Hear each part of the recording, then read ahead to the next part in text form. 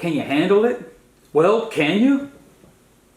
Does our culture value tough guys? It seems so. Is that a good thing? A bad thing? Or maybe it's neutral. What does toughness look like anyway? Do we think the one who hits quickest and hardest is the tough guy? What does toughness look like in the heart of a man of God? Is it retaliating and striking fear into our opponents so they will never bother us again? Does God ever call a person to fight? Yes. And obedience in this situation means that we fight. Sometimes fighting is inevitable. However, does this mean that fighting should be the norm? And what does it look like to be confident enough in the Lord that we do not need to defend ourselves against every little thing?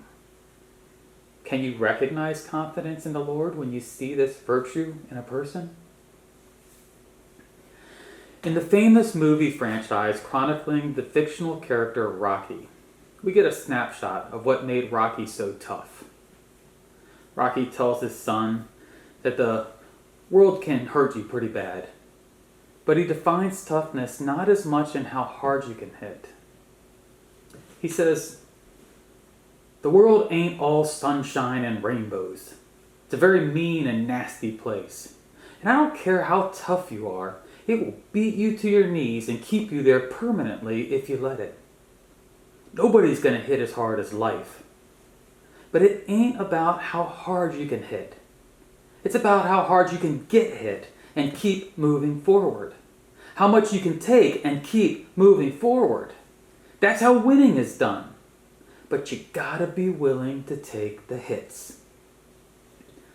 Taking a hit was a key part of Rocky's training.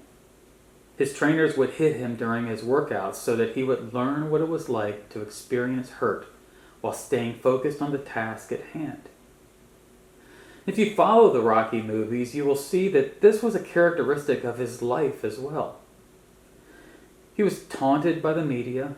Family and friends would occasionally betray him. And often he wanted to quit, but found a way to keep moving forward, to stay true to who he believed he was supposed to be, both in the boxing ring and in life. Is knowing how to take a hit and keep moving forward part of what it means to be tough? Consider this striking statement made by Jesus. I say to you who listen, love your enemies. Do what is good to those who hate you. Bless those who curse you. Pray for those who mistreat you. If anyone hits you on the cheek, offer the other also. And if anyone takes away your coat, don't hold back your shirt either. Give to everyone who asks you, and from someone who takes your things, don't ask for them back.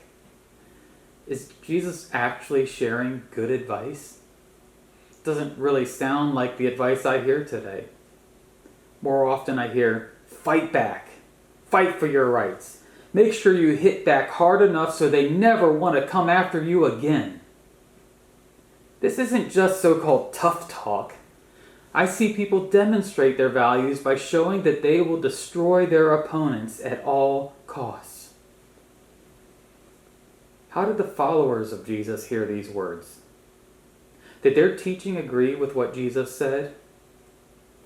Paul says something along the same lines in Romans 12.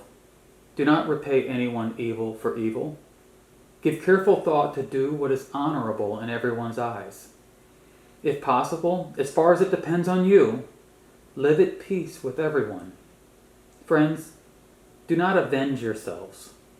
Instead, leave room for God's wrath, because it is written, vengeance belongs to me. I will repay, says the Lord. But if your enemy is hungry, feed him. If he is thirsty, give him something to drink. Do not be conquered by evil, but conquer evil with good. At first glance, this doesn't look like toughness. Others may think you are just too afraid to hit back. However, have you considered the confidence and control it takes to restrain yourself from hitting back, from yelling back, or taking control? To be clear, this does not mean we allow for criminal behavior and abuse without justice and protection of the vulnerable. However, We must understand that we are already sinfully wired to justify and defend ourselves. We must learn to check ourselves and our motivations before responding to hits from the world. We need to ask God to help us follow the heart of God as demonstrated in the life of Jesus and imitated by the early church. In today's stories, David will take some hits that he doesn't deserve. As king, he holds the power to eliminate these annoyances. Will he stay true to the character that the Lord calls him to, or will he strike out in vengeance? Will David be willing to pay the price to show that his identity and self-worth is secure with God? And how about you? Are you tough? Are you tough enough to stay true to God even when you feel justified in retaliating? Can you love your fellow believers, your neighbors, even your enemies when they are the source of your discomfort? Can you have empathy and understanding when hurting people come after you? Think about your relationships. What will following the heart of God look like?